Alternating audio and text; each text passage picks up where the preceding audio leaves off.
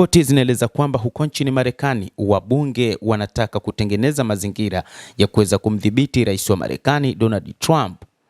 Wademokratic wanataka kutumia mtindo wa Hungary kumwondoa rais huyo wa Marekani.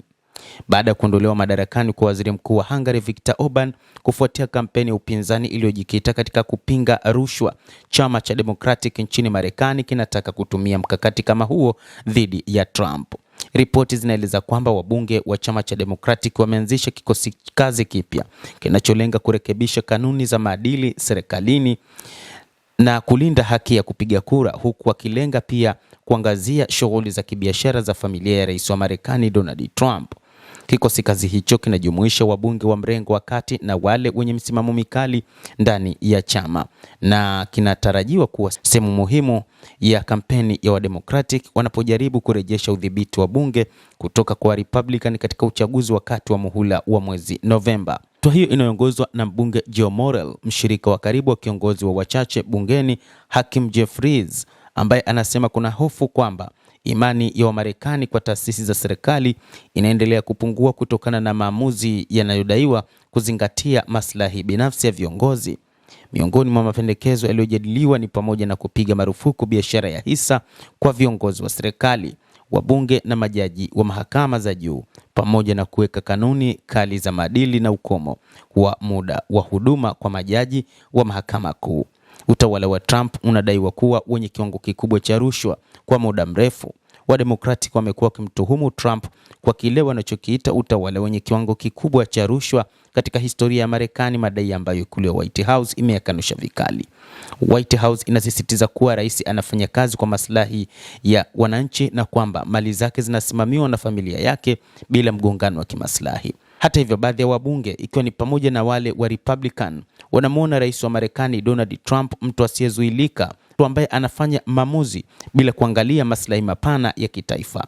Hata hivyo, wamekuwa wakizungumza mambo mengi ikiwa ni pamoja na vita ambavyo anaviendesha huko nchini Iran, lakini pia baadhi ya mambo yaliyotokea ndani ya taifa hilo ikiwa ni pamoja na kuwatimua wahamiaji. Hata hivyo, ndani ya mwaka mmoja wa muhula wake wa pili, kampuni ya familia yake imefanya biashara katika nchi kadhaa za kigeni zikiwemo Saudi Arabia, Qatar na Vietnam, jambo linaloibua mjadala kuhusu wazo na uwajibikaji. Wakati huo wachambuzi wanaeleza kuwa kampeni dhidi ya rushwa si jambo jipya katika siasa za Marekani.